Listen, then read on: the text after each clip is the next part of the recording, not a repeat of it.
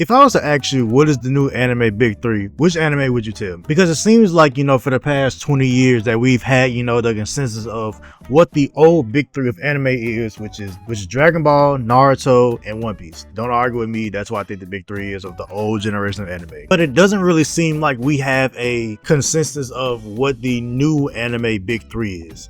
Because we have a consensus of the old generation, but with so many more animes coming out and so many great animes coming out nowadays, I really wonder what is the new big three of anime. What defines what anime is in 2024, just like it did in 2005 with Dragon Ball, Naruto, and One Piece.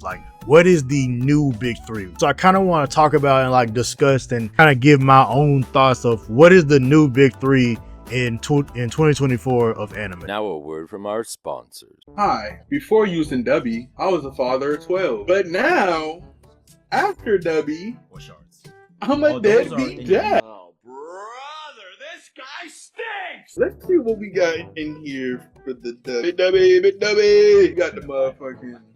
We got the motherfucking... Oh, shit. So the first flavor of Dubby, we have peach and beet. You what? Second flavor of Dubby, we got the dragon mayo. Next flavor we have laxative. What? Laxy grenade. Next flavor we have this is a zero sugar powder pack. And last but certainly not least, we have Heinz Berry Splash. I'm Wasabi, and this has been your Dubby advertisement. Because as of 2024 and as of the day I'm recording this, a lot of anime could be considered to be a part of the big three. Just like how with the old big three, people try to say that, Bleach could be in there, and maybe, Full Metal Alchemist could be in there, or, I've heard some people say Gundam could be in there and other stuff like that. I feel like that's more appropriate for now, that a lot of anime could be considered a part of the big three of anime, and we just really need to decide which ones actually deserve to be in the big three, and not just a good anime and not just putting any anime in there that doesn't really deserve to be in the big three of anime. Some of the animes that just come off the top of my head, obviously Attack on Titan, Demon Slayer, My Hero, JJK, all those animes you could say could be a part of the big three, but which animes really deserve to be put in the big three of anime is a discussion, because personally I definitely think Attack on Titan deserves to be put in the big three of anime, because watching anime basically my entire life before Attack on Titan came out. Now I'm not saying that the anime that was on while Attack on Titan or before Attack on Titan was boring or mid or nothing. I'm not saying that, but Attack on Titan was the first standout really standout anime that we kind of had for years, because before that we had anime, but we were still on the ending point of Naruto Shippuden and Dragon Ball and stuff like that. Attack on Titan came out at a point to where I believe it came out right before Dragon Ball Super premiered, I think, and it was also around the time that Hunter x Hunter was on as well, which I don't really think would be a part of the big three, but I digress. But Attack on Titan was the first standout and was the first anime that I saw in a while that really stood out to me. It was okay, this is different from just your regular shonen anime, right? And a lot of the times shonen will get the edge of being in the big three, because more than likely those will be the most popular ones, and those will be on for the longest because their stories take longer to tell. Because something like Death Note, I think, is a great anime. It has I think 40, 50 episodes, maybe 60. I think it's 50 though. Death Note is a great anime. It's a short anime, but it's great. But it's not big three anime. It's not top 3 anime of all time. It's not something you would say this defines anime. Majority of the time people are gonna say more shonen stuff Dragon Ball, One Piece, Naruto, even, you know, Bleach. Like, their shonen gets like the head start because majority of the time they last for shonen, it lasts longer. It's a longer story to tell. And also the fact that like it's very easy to make like, you know, video games and merch from shonen opposed to, you know, making merch for Death Note and, you know, like Fooly Cooly. Like most of the time those shows don't get like the opportunity to like stay around for like long periods of time, because they're shorter and you can't really make merchandise around Death Note and stuff like that. And I feel like another reason why this conversation is really difficult is because comparing how much anime came out back in the 2000s and back in the 90s, it's just such a sheer amount of like anime that comes out now compared to the 2000s and the 90s. Like there's just so much like manga and anime that comes out now that like there really isn't like, okay, like this is the big three because there isn't a lot of anime coming out. No, like trying to discuss like, you know, a big three where like in the 2000s or the 90s we might get like, you know, especially on like cable back in the day, like on 4Kids and Cartoon Network and Adult Swim, you might see maybe, you know, like one, at the very most, maybe like 5 anime, or like you might hear about, you know, 5 anime coming out and all that type of stuff. Nowadays, it seems like a new anime comes out every single fucking day. It seems like a new anime or a new manga is being announced every single day. Like it's kind of hard for me to keep up with a lot of times because new anime gets announced every single day, new manga gets announced every single day. So it's kind of really hard to tell like, okay, like with all of the anime that comes out, it's really difficult to be like, okay, like here's the big anime that's coming out for this part of the year or stuff like that. But you used to be able to do that in the 2000s and in the 90s because there wasn't, you know, so much anime coming out that you couldn't keep up with it. I feel like now if you're not like, you know, reading up on like what anime comes out, you'll be surprised by a lot of stuff, because I try my best to keep up with a lot of the new animes coming out, but I do end up like, you know, just forgetting or like not hearing about animes until they come out.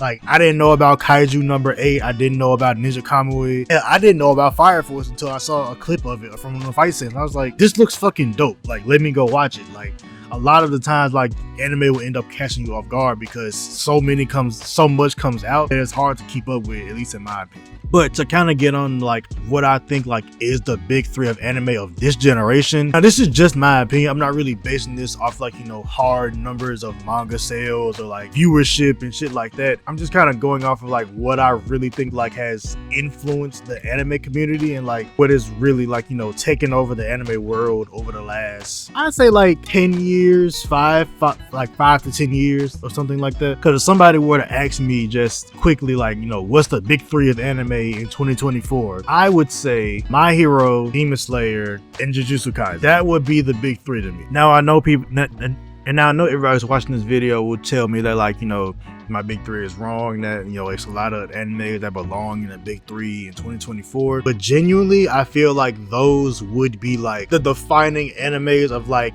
the current generation. But like if you were to ask me just like if I were to add like, you know, something that could be tied for the big three, it would definitely be Attack on Titan.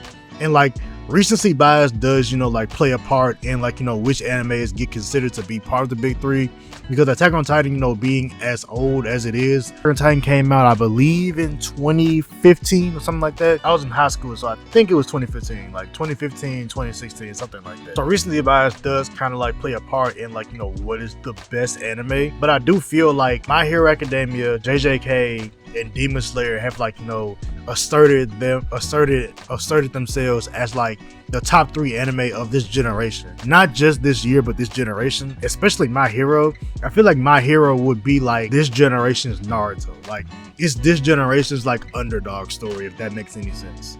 Like My Hero embodies like the true underdog story that we all know and love and that we all watch. Just like how we were watching it when Naruto debuted in 2002, I think. Just like how we were all watching the original story of Naruto and him being the underdog and, you know, him not, you know, having a family and, you know, coming from nothing essentially. Like My Hero kind of embodies like that true underdog story of coming from nothing and becoming something just by, you know, through sheer hard work alone. I feel like My Hero is this generation's Naruto. Probably not to like the exact, like, you know, degree of what Naruto was and the phenomenon that it became, but I definitely do feel like My Hero is this generation's Naruto, just off like the sheer of just based off the sheer amount of like relatableness that I say that My Hero has, because a lot of times anime like really lacks like, you know, being relatable because it's about superheroes and superpowers and shit. So My Hero being able to be relatable definitely like helps it out with, you know, being a part of the big three. Now JJK, for example, yes, it does have like, you know, sort of a underdog concept, but I don't think that JJK embodies an underdog. JJK kind of is like the exact opposite. JJK kind of embodies like a lot of the mystical aspects of anime that we all know and love. And I feel like JJK kind of like, you know, takes the mantle of like, JJK is kind of like, how can I say this? JJK kind of reminds me of like JJK has more of a broader world than My Hero would, or, you know, Demon Slayer would.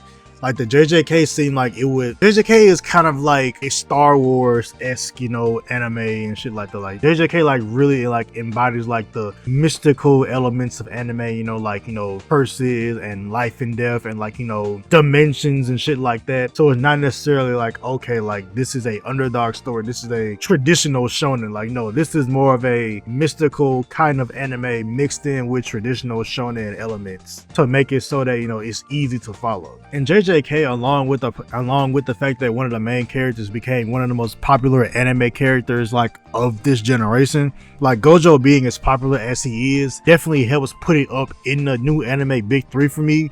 Because if you like, an anime could be popular, but if an anime doesn't have like that famous of a character to where like he can branch out beyond anime and like, you know, be kind of noticed in the mainstream kind of sense, then I feel like that only helps it, you know, be part of the big three. Because I feel like out of all the animes that I put in the big three, JJK kind of like, you know, broke into the mainstream like the most, at least in my opinion. Because like JJK, you know, like, you know, made style, you know, like making a song with Gojo in it, and like several people like cosplaying Gojo that were like celebrities and shit. I feel like that only helped JJK like be a part of the big three because of the fact that like it broke into the mainstream so well and like very like easily, you know, just like DBZ did. And now the last one, which is probably like the most like debatable one to me, would be Demon Slayer. Now I'm not saying that because I think Demon Slayer is bad. It's just because like I feel like you could put Attack on Titan in here very easily instead of Demon Slayer, right? I feel like Attack on Titan could easily be like the last part, or, you know, number 3 of the big three instead of Demon Slayer. But just like with the example that I use for JJK, the same can be said for Attack on Titan. Attack on Titan's theme song became one of the most popular parts about the show entirely. Like the rumbling became like, well, not theme song, but the rumbling song like became like a part of anime culture that, like, you know, you don't really get to see a lot, because a lot of times songs don't really become that like popular, or sometimes even more popular than what the original show is. So Attack on Titan definitely does have like, you know, that mainstream appeal that JJK does, and that mainstream like, okay, like this went beyond just the anime community. Like this went, you know, into, you know, mainstream, like, you know, Hollywood and music references and all of the shit like that. So like I feel like Attack on Titan could definitely be in the same boat as JJK. That's why I feel like, you know, Attack on Titan and Demon Slayer are tied for who could be in a big three with JJK and My Hero Academia. And also I feel like Hunter x Hunter could have a argument for it. Well, I don't think so personally. I definitely do feel like you could make a good argument for Hunter x Hunter, you know, like especially for a story being as good as it was. You definitely could make a good argument for Hunter x Hunter, but I personally don't think that it would be in the big three, honestly. If anything, I feel like it would definitely be like, you know, 4th, like right outside of the big three, but not like, you know, directly in the big three, if that makes sense. And also just kind of as like a last note about Attack on Titan, while, you know, we've seen, you know, monster animes and animes, you know, about monsters, you know, attacking humans and stuff like that. I feel like Attack on Titan added enough plot twists and enough twists and turns to make it more of a legendary anime than it would if it was just, you know, random, you know, Titan aliens from space coming down to, you know, kill the humans for, you know, some unknown or random reason and stuff like that. But these are all just, you know, my opinions of what the new anime Big 3 is. I would love for y'all to, you know, let me know what y'all think the new anime Big 3 is, because I do genuinely think that JJK, My Hero, and Demon Slayer are definitely like the new Big 3.